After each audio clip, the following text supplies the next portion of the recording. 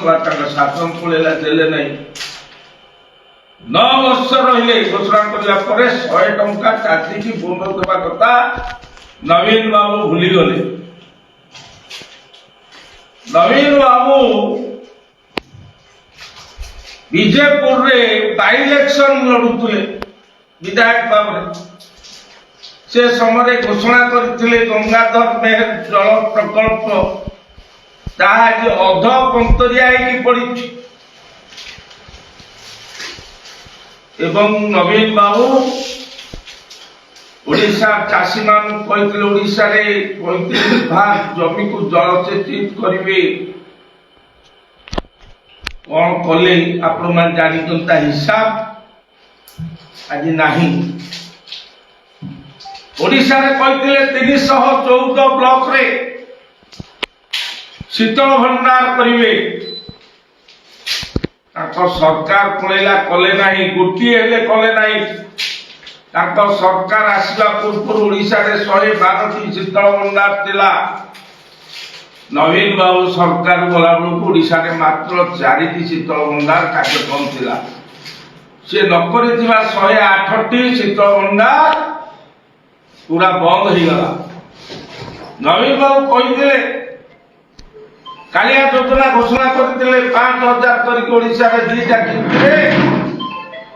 10,000 चाषी अकाउंट जीव केते देले आपण जानि तो। नवीन बाबू मिछ कहिबारे बिजू जनता दल मिछ प्रतिश्रुति देबारे बहुत माहिर अछि एवं ओडिशा रे नवीन बाबू को सरकार शासन काल रे 12,000 अधिक चाषी आत्महत्या करते नवीन बाबू को शासन काल रे सबुठ अधिक चाषी बरगढ़ जिला में चाषी आत्महत्या करते से कथा आज बरगढ़ रो चाषी भूली ना मु निजे आसिकी बरगढ़ रो चाषी आत्महत्या करथिला नवीन बाबू को समय रे मु निजे घर घरिका बुली संख्य गुरु जाई देखिछि आमे तो दाबी करूथुलु चाषी आत्महत्या करथुले तो तांकर कृषि मंत्री नवीन बाबू सरकार नेता मैंने जो भाव में अपहास्य करिकी कमेंट करथुले ताहा आपण माने जानि छ। एवं नवीन बाबू को सरकार समय ये जो मिथ्या प्रतिश्रुति जालियाती ओडिशा चाषी जानी एवं नवीन बाबू धान जो कारबार किना कारबार रे चाषी मानकर टोकन अवधि सरी जाए चाषी ता धान दे पारे ना मंडी में मास धरिक अपेक्षा करे दलाल मानकर राज चलता मिलन मानकर राज चलता धान मंडी मानकर आज भारतीय जनता पार्टी सरकार आसला आपण जानी 2023 मसीह 24 मसीह खरीफ धान किना कारोबार रे नवीन सरकार 44 लाख मेट्रिक टन धान किनी आमे 2024-25 खरीफ धान किना कारोबार रे 17 लाख ऊर्ध्व चाषी को 74 लाख मेट्रिक टन धान आमे किनीचु। नवीन बाबू 23-24 रबी धान रे मात्र 12 लाख मेट्रिक टन धान किनी आमे 2024-25 धान किना रबी धान किना 20 लाख मेट्रिक टन रु अधिक धान आम किनीचु। नवीन बाबू 100 टंका कहते देले नहीं आमे 3100 टंका धान क्विंटाल कहीलु आमर सरकार आसला जो दिन आम मोहन माझी जून 12 तारीख दिन शपथ पाठ कले शपथ पाठ करिवार गोटे घंटा भितर कैबिनेट मीटिंग डाकिके निष्पत्ति नला ओडिशा चाषी मान को आमे 3100 टंका धान क्विंटाल दबु आमे सेटा तुरंत कार्यकारी कलु एवं 48 घंटा भितर चाषी पैसा पाइबो। खरीफ धान किना कारोबार अन्य धान किना कारोबार रे चाषी पूर्व सरकार भलिया धान नेकी मंडी आगे दिन दिन धरी नहीं देला एवं 48 घंटा भीतर धान देवार पैसा पाई चाषीर दाम आ टोकन लास्ट करे नहीं जो भुवनेश्वर रे तार कंट्रोलिंग कथा रखिथिले ता जिलापाल को क्षमता दिया जाय। आज भारतीय जनता पार्टी सरकार आसिला परे आज आम धान क्विंटाल 3100 टंका 48 घंटा भीतर चाषी की दिया जाउछ एवं भारत वर्ष रे कौन सी राज्य रे रबी धान रे 3100 टंका दिया जाउ नै। आमे दउछे बीजेपी सरकार ओडिशा सरकार भारत वर्ष रे एकमात्र राज्य जे कि खरीफ एवं रबी धान किना कारबार 3100 टंका धान किना कारबार चलीचे। नवीन बाबू कहते 35% जमी को जलसेचित करिया पय कले नै। मोहन माझी सरकार चाषी दरदी लोकप्रिय मुख्यमंत्री मोहन माझी आज 15 लाख हेक्टर जमी को जलसेचित करिया पय आज पदक्षेप नहीं करते टंकार अलॉटमेंट करते। आज से काम आज युद्ध काल भितर चली। नवीन बाबू कहते 314 ब्लॉक रे कोल्ड स्टोर करिवे कले नै। आज 58टा सब डिविजन ले कोल्ड स्टोर रो काम आज प्रक्रिया आरंभ हो जाईची एवं जो माने प्राइवेटली कोल्ड स्टोर करिवे महिला माने कले 70% छाड़ सब्सिडी एसटी एससी चाषी माने कले 60% छाड़ एवं जनरल कास्ट लोक माने जदि कोल्ड स्टोर करिवे ताले 50% सब्सिडी ए व्यवस्था अछि। सर आपण जो कथा बोलथि देखते मु पैसा रे आपण कहबे प्लीज मो कहबारे सुनतो सेठी पय कराउ। आप आज भारतीय जनता पार्टी सरकार पूर्व रे बात्या बन्या मरुड़ी हेले तार फसल नष्ट होतला राज्य सरकार तार क्षतिपूरण देवार व्यवस्था करि नथिले किंतु बीजेपी सरकार आसला परे आमे रिलीफ कोड रो संशोधन करिकि बात्या बन्या मरुड़ी चाषीर फसल नष्ट होइबा ताकू क्षतिपूरण देवार व्यवस्था भारतीय जनता पार्टी सरकार करिछि एवं आज 38टा राज्य 38टा सुपर पूरा मंडी अत्याधुनिक मंडी समस्त प्रकार बैंकिंग व्यवस्था समस्त प्रकार व्यवस्था खाई मंडी हेबार व्यवस्था राज्य सरकार 2 दिन तले कैबिनेट रे निष्पत्ति निछि एवं आज भारतीय जनता पार्टी सरकार आज व्यापक व्यवस्था करछि। पीएम किसान रे 2000 करके 3टा किस्त रे 6000 टंका चाषी अकाउंट को वर्ष काटुची। सीएम किसान योजना रे आज चाषी अकाउंट को 2000 करके 4000 टंका अकाउंट काटुची। वर्ष को 10000 टंका चाषी अकाउंट को टंका आज आसुची। आज बीजेपी सरकार व्यवस्था करछि बिना सुधरे कृषि ऋण करिछि। नवीन बाबू सरकार समय जो आमर केंद्र सरकार जो चाषी मान को रिहाती मूल्य रे कृषि यंत्रपाति देवार व्यवस्था करते व्यापक भाव रे हलुट नवीन बाबू सरकार कराइतला तांकर रेमुनार विधायक तांको कंपनी 100 कोटी टंका करप्शन करथिले चाषी को ना रे बेनामी कृषि यंत्रपाति जोगाण रे एवं कृषि ऋण जो बिना सुधरे कृषि ऋण केंद्र सरकार जेतले जोगे दउतले सेतबेले कृषि मंत्री राजा स्वाईंक भाई एवं एई सोनपुर जिल्लार पुआ सोसाइटी हजार हजार चाषी नारे जालियाती कृषि ऋण नयागढ़ जिल्ला रे आठगढ़ रे कटक रे ओडिशा रो व्यापक भाव रे कृषि ऋण रे जालियाती चाषी मान नारे करी हजार हजार कोटी टंका जेवली भाव रे दुर्नीति हेतला। आज बीजेपी सरकार आसला परे ता ऊपर एक्शन निया होछ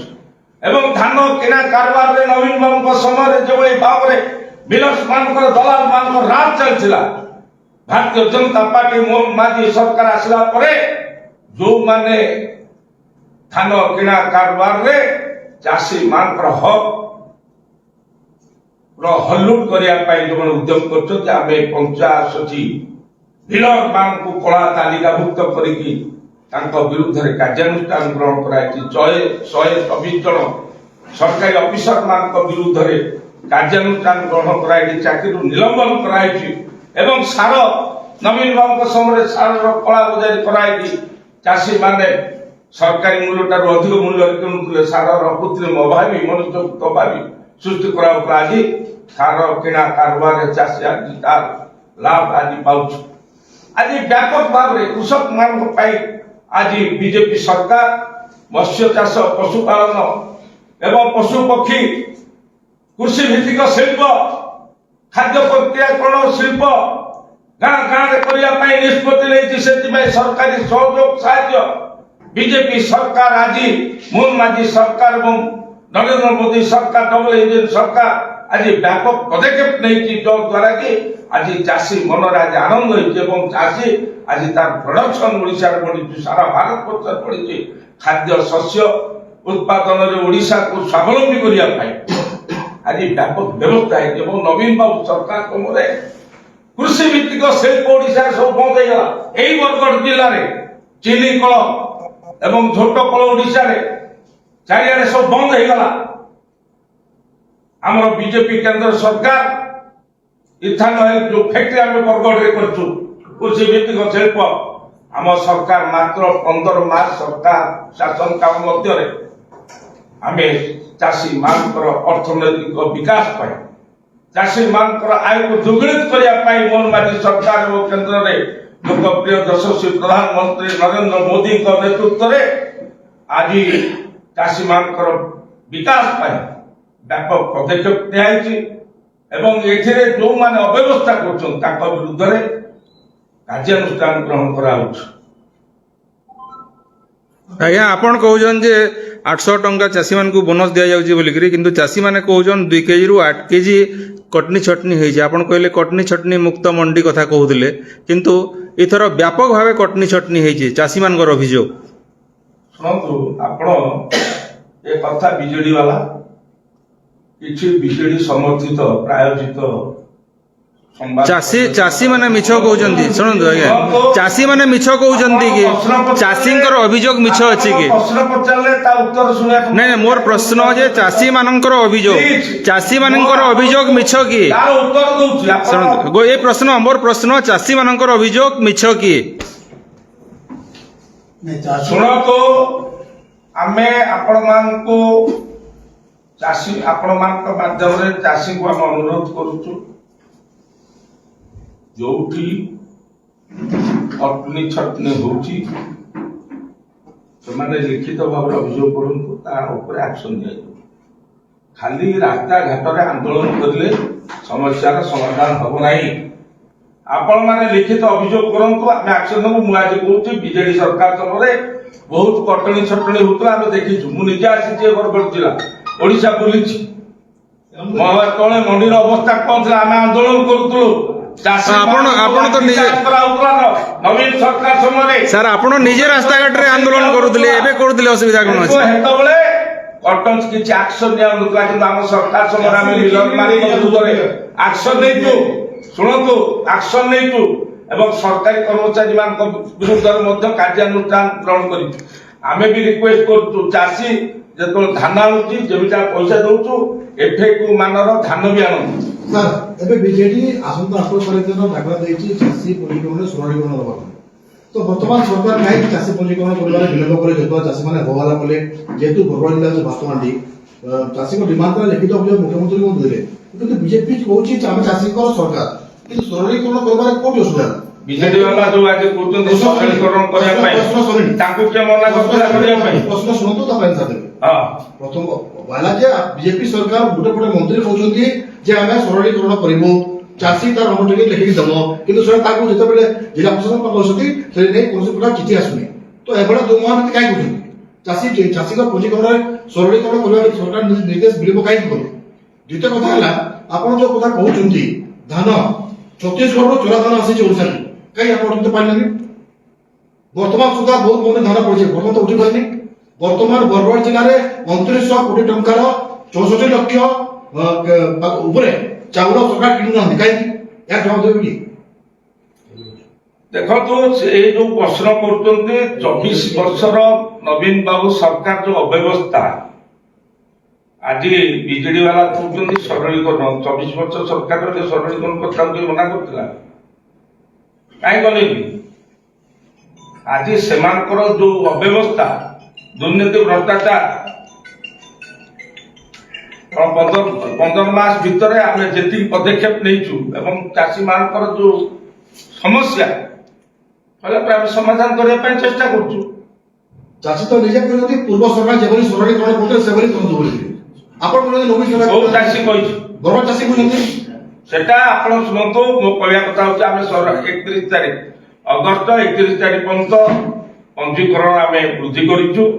ଏବଂ ଆପଣ ସରଳୀକରଣର ଅର୍ଥ କଣ ମୁଁ କିଛି ବୁଝୁନାହିଁ। ଯୋଉମାନେ ସାର୍, ଚାଷୀ ମନ୍ତ୍ରୀ ଯୋଉ ମାନ୍ୟବର ଚାଷୀ ଦଲାଲି ଚାଲିଥିଲା ବିଜେଡି ସରକାର ସମୟରେ ହଜାର ହଜାର କୋଟି ଟଙ୍କାର ଦୁର୍ନୀତି ହଉଥିଲା, ସେ ଦୁର୍ନୀତିକୁ ସମାପ୍ତ କରିବା ପାଇଁ ଚାଷୀ ତା ହକ୍ ପାଇବା ପାଇଁ ଆଜି ବିଜେପି ସରକାର ପଦକ୍ଷେପ ନେଇଛି। ବିଜେପିର ମୁଖ୍ୟମନ୍ତ୍ରୀ ଆଜି ବିଜେପିର, ମନ୍ତ୍ରୀ ବିଜେପିର, ଏମଏଲଏ ବିଜେପିର, ଏମପି ବିଜେପିର, କିନ୍ତୁ ଧାନ ପଞ୍ଜୀକରଣ ଯୋଉଠି ହଉଛି, ଧାନ କିଣା ଯୋଉଠି ହଉଛି, ସାର୍ ଯୋଉ ପ୍ରଶ୍ନର ଉତ୍ତର ଦିଅନ୍ତୁ ସାର୍, ପ୍ରଶ୍ନର ଉତ୍ତର ଦିଅନ୍ତୁ ଆଜି ମୁଁ ବିଜେଡି ସାର୍, ଯୋଉ ପ୍ରଶ୍ନ ପଚରା ହଉଛି ତାର ପ୍ରଶ୍ନର ଉତ୍ତର ଦିଅନ୍ତୁ ସାର୍। ସେମାନେ ଆଜି ତାଙ୍କର କୋଅପରେଟିଭ ସାର୍ ପ୍ରଶ୍ନ ଯୋଉଟା କରାହଉଛି ତାର ଉତ୍ତର ଦିଅନ୍ତୁ। ସରକାରକୁ ବଦନାମ କରିବା ପାଇଁ ଚାଷୀ ମାନଙ୍କୁ ବିଭ୍ରାନ୍ତ କରୁଛନ୍ତି। ସାର୍ ଯୋଉ ପ୍ରଶ୍ନ ତାର ଉତ୍ତର ଦିଅନ୍ତୁ ସାର୍, ପ୍ରଶ୍ନର ଉତ୍ତର ଦିଅନ୍ତୁ। କାହିଁକି ବିଳମ୍ବ କଲେ ତାର ଜବାବ ଦେବେ କି? ମନ୍ତ୍ରୀ କହୁଛନ୍ତି ବାରମ୍ବାର ସରଳୀକରଣ ହେବ ବୋଲିକିରି କାହିଁକି ହଉନାହିଁ, ତାର କଣ ସରଳୀକରଣର ବ୍ୟାଖ୍ୟା କରନ୍ତୁ ଆପଣ। କହିଥିଲେ ସରଳୀକରଣ କଥା କଣ କହିଥିଲେ ମୁଁ ତାର ବ୍ୟାଖ୍ୟା କରନ୍ତୁ ଆପଣ। କଥାକୁ ବୁଲେଇ କୋଡେଇ କହୁଥିଲେ ଆପଣଙ୍କୁ ଯୋଉ ଲିଗାଲ ହେୟାର ସାର୍ଟିଫିକେଟ କଥା ଯୋଉ ସରକାର ନେଇଥିଲେ, ଲିଗାଲ ହେୟାର ସାର୍ଟିଫିକେଟ ଚାଷୀ ଦବ, ଲିଗାଲ ହେୟାର ସାର୍ଟିଫିକେଟ କୁ ବନ୍ଦ କରାଗଲା। ସରଳୀକରଣର ଅର୍ଥ ଚାଷୀ ନିଜେ ତା ହାତରେ ଲେଖିକି ଦବ, ସେଇଟା ସରଳୀକରଣ କରାଯାଇଛି। ସେଇଟା ହେଇଛି କି? ହେଇନାହିଁ ସାର୍, ହେଇନାହିଁ ସାର୍, ହେଇସାରିଛି, ହେଇନାହିଁ। ବରଗଡ଼ ଜିଲ୍ଲାରେ ଆପଣ କେତେଟା ପ୍ୟାକ୍ସ କୋଅପରେଟିଭ ସୋସାଇଟିରେ ଯୋଉମାନେ ପ୍ରେସିଡେଣ୍ଟ ଅଛନ୍ତି, ବିଜେଡିର ଡାଇରେକ୍ଟର ଅଛନ୍ତି, ସେକ୍ରେଟାରୀ ତାଙ୍କର ଅଛନ୍ତି, ତାଙ୍କୁ କୁହନ୍ତୁ ସରକାର ଯୋଉ ଗାଇଡଲାଇନ ଜଳ ଜଳ ଅଛି ଆପଣ ୱେବସାଇଟ କି ଯାଆନ୍ତୁ। ଆପଣ ଆଜି ନିଜେ କେତେଟା ପ୍ୟାକ୍ସ କୁ ଯାଇଛନ୍ତି? ଆପଣ ପ୍ୟାକ୍ସ ରେ ବୁଲିକି ଅନୁଯାନ ବ୍ୟାଗ ଯାଉଛି ଆପଣ ଜାଣିନାହାନ୍ତି, ଆପଣ ଜାଣିଛନ୍ତି। ମୁଁ ଟିଭିରେ ଖବରକାଗଜରେ ଡେଲି ନ୍ୟୁଜ ଆସୁଛି, ମୁଁ ନିଜେ ବୁଲୁଛି ଏ କଥା ସାର୍ବଜନୀନ ତଦନ୍ତ କରିବା ପାଇଁ। ଠିକ ଠାକ ଭାବରେ ସରକାରଙ୍କର ଗାଇଡଲାଇନ ଅନୁଯାୟୀ ଟ୍ୟାକ୍ସ ମାନେ କାମ କରୁଛନ୍ତି କି ନାହିଁ, ଚାଷୀ ମାନଙ୍କୁ ହଇରାଣ ସେଲ୍ଫ ଡିକ୍ଲାରେସନ ଲାଗୁ ହେଇଛି କି?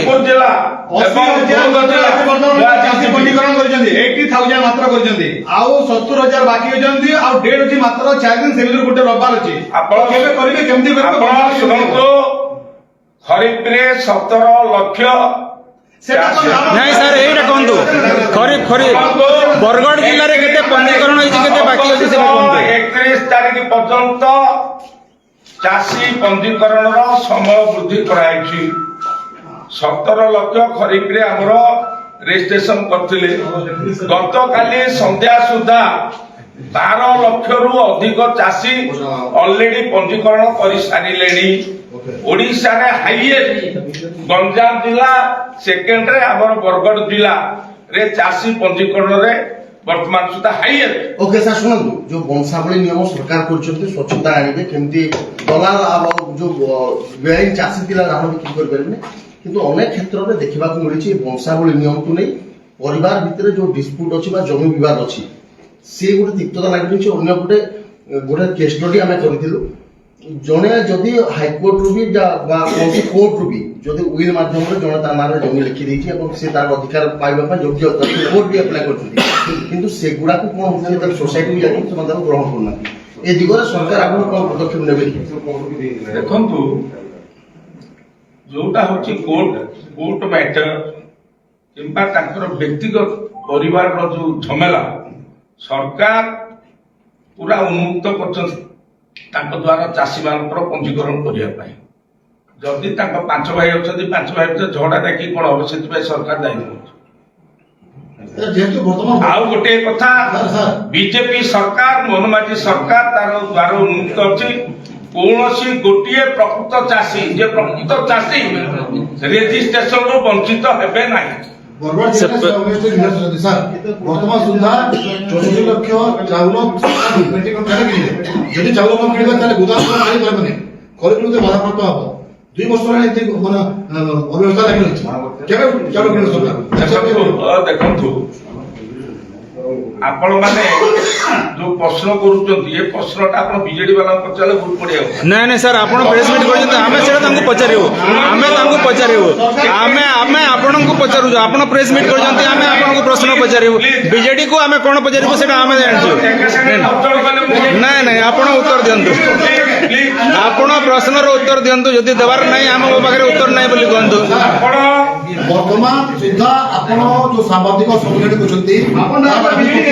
ସ୍ପଷ୍ଟ କରିନାହାନ୍ତି ସେ ପୁରୁଣା ପାଠର ଆଲୋଚନା କରୁଛନ୍ତି ପୁରୁଣା ପାଠ ସମସ୍ତେ ଜାଣିଛନ୍ତି 2023 ସରକାର ଆସିଲା ଆପଣ 300 ଟଙ୍କା ଦେଲେ 800 ଟଙ୍କା ବୋନସ୍ ପାଇଲା ନବୀନ ସରକାର କ'ଣ ସମସ୍ତେ ଜାଣିଛନ୍ତି ଆଜିର ଯୋଉ ପ୍ରେସ୍ ମିଟ୍ କରିଛନ୍ତି ତାର ଆଭିମୁଖ୍ୟ କ'ଣ ପ୍ରଥମ କହିନାହାନ୍ତି ଆପଣ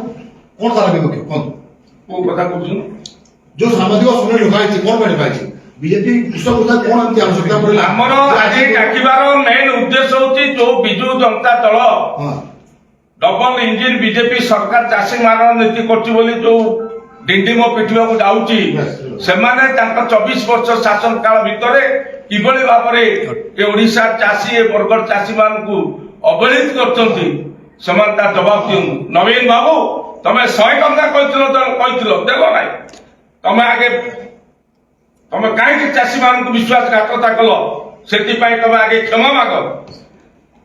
ନବୀନ ବାବୁ କ୍ଷମା ମାଗ କହିଥିଲ 35% ଜମିରେ ଜଳସେଚିତ କରିବ କଲ ନାହିଁ ଆଜି କ୍ଷମା ମାଗ ତମେ କହିଥିଲ ଆମେ କହିନଥିଲୁ ତମେ କହିଥିଲ 10,000 ଟଙ୍କା କାଳିଆ ଯୋଜନାରେ ଦବ ତମେ ଦେଲ ନାହିଁ ଆଜି କ୍ଷମା ମାଗ ବରଗଡ଼ବାସୀଙ୍କୁ। ବରଗଡ଼ ଜିଲ୍ଲାରେ ସର୍ବାଧିକ ଚାଷୀ ଆତ୍ମହତ୍ୟା କରିଥିଲେ ସେଥିପାଇଁ ତମେ କ୍ଷମା ମାଗ ତମେ କଣ ତାଙ୍କ ପାଇଁ ବ୍ୟବସ୍ଥା କରିଥିଲ।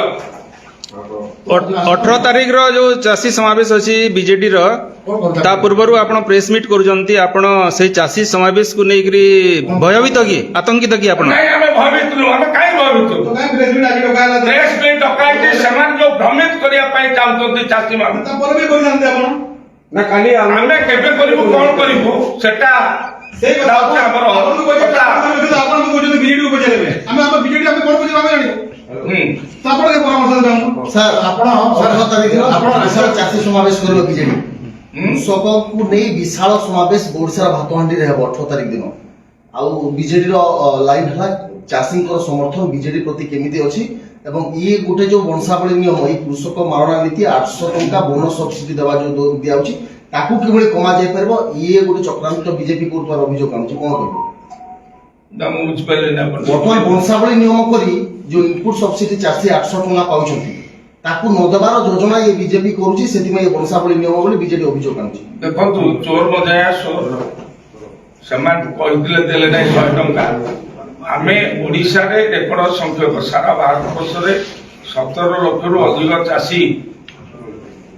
74 ଲକ୍ଷ ମେଟ୍ରିକ ଟନ ଧାନ ଏବଂ ରବିରେ 20 ଲକ୍ଷ ମେଟ୍ରିକ ଟନ ଧାନ ଏ ଓଡ଼ିଶା ଇତିହାସରେ ହେଉଛି ବିରଳ ଆମେ ଯତ୍ନ ଦେବାର କଥା ହେଇଥିଲା ସେମାନେ ତ ଦେଇନାହାନ୍ତି ନା ସେମାନେ ଦେଲେ ନାହିଁ ବୋଲି ତ ଦଣ୍ଡ ପାଇଲେ ସାର୍ ଚାଷୀ ମାନେ ତାଙ୍କୁ ପ୍ରତ୍ୟାଖ୍ୟାନ କଲେ ଆପଣ ଏବେ କ'ଣ କରିବେ ସେଟା ନୁହେଁ ସେମାନେ ଦେଲେ ନାହିଁ ବୋଲି ଚାଷୀ ମାନେ ତାଙ୍କୁ ପ୍ରତ୍ୟାଖ୍ୟାନ କଲେ ଠିକ କଥା ଏବେ ଯୋଉ ଚାଷୀ ମାନେ ଅସୁବିଧା ଭୋଗୁଛନ୍ତି ରେଜିଷ୍ଟ୍ରେସନକୁ ନେଇକି ଆପଣ ତାର ସରଳୀକରଣ ପାଇଁ ଦାବି କରୁଛନ୍ତି କ'ଣ ସରଳୀକରଣ ହେଇଛି ଚାଷୀ ମାନଙ୍କର ସମସ୍ୟା ଆମେ ସ୍ୱଳ୍ପ 15 ମାସ ଭିତରେ ଆମେ ସମାଧାନ କରିବା ପାଇଁ ଆମେ ଉଦ୍ୟମ କରିଛୁ ଏବଂ ସେମାନେ 24 ବର୍ଷ ଭିତରେ ଯାହା କରିପାରି ନଥିଲେ ଆମେ 15 ମାସ ଭିତରେ ଆମେ ଚାଷୀ ମାନଙ୍କର କିଭଳି ଭାବରେ ଯୋଉ ଦୀର୍ଘ ଦିନର ସମସ୍ୟା ସମାଧାନ କରିବା ପାଇଁ ଆମେ ପ୍ରଚେଷ୍ଟା କରିଛୁ ଏବଂ ଆଗକୁ ଯୋଉ ସମସ୍ୟା ଆସିବ ଆଗକୁ ଯୋଉ ସମସ୍ୟା ଅଛି ତାକୁ ଆମେ ସମାଧାନ କରିବା ପାଇଁ ଆମେ ନିଶ୍ଚିତ ଭାବରେ ଆମେ ସେଥିପାଇଁ ପ୍ରଯତ୍ନବାନ ହଉଛୁ। ଆମର ବରଗଡ଼ ଜିଲ୍ଲାର ଆମର ବିଧାୟକ ବନ୍ଧୁମାନେ ଯାଇଥିଲେ ମୁଖ୍ୟମନ୍ତ୍ରୀଙ୍କ ସହିତ ଆଲୋଚନା କରିଥିଲେ ଆମର 20 ତାରିଖ ଦିନ ଧାନ ପଞ୍ଜୀକରଣ ହେବାର ଶେଷ ତାରିଖ ଥିଲା ଆମର ବରଗଡ଼ ଜିଲ୍ଲାର ବିଧାୟକ ମାନଙ୍କର ଦାବି ଫଳରେ ଆମେ 31 ତାରିଖ ଅଗଷ୍ଟ 31 ତାରିଖ ପର୍ଯ୍ୟନ୍ତ ସେ ଧାନ ପଞ୍ଜୀକରଣକୁ ଘୁଞ୍ଚା ହେଇଛି ଏବଂ ଆଗରୁ ଯୋଉ ଥିଲା ଯେ ତହସିଲଦାରଠାରୁ ଲିଗାଲ ହେୟାର ସାର୍ଟିଫିକେଟ ଆଣିଲେ ଚାଷୀମାନେ ପଞ୍ଜୀକରଣ କରିପାରିବେ ସେଟାକୁ ଆମର ବନ୍ଦ କରାଯାଇଛି କେବଳ ଚାଷୀମାନେ ତାଙ୍କର ଲିଖିତ ଭାବରେ ଯଦି ସାଦା କାଗଜରେ ଦେଖିକି ତାଙ୍କର ଭିତରେ ଦେବେ ସେଟାକୁ ଗ୍ରହଣ କରାଯିବ ସେ ବ୍ୟବସ୍ଥା କରାହଉଛି ଆପଣମାନେ ଯୋଉ ସମସ୍ୟା କଥା କହୁଛନ୍ତି ଆମେ ଚେଷ୍ଟା କରିବୁ ସରକାର ଚେଷ୍ଟା କରୁଛନ୍ତି ସଦାବେଳେ ଚାଷୀ କିଭଳି ଭାବରେ ଶୋଷଣର ଶିକାର ନ ହଉ ଚାଷୀ ତାର ଯୋଉ ସମସ୍ୟା ଅଛି ତା ସମାଧାନ ହବ ଏ ବିଜେପି ସରକାର ହଉଛି ଚାଷୀ ମାନଙ୍କ ପାଇଁ ସମର୍ପିତ ସରକାର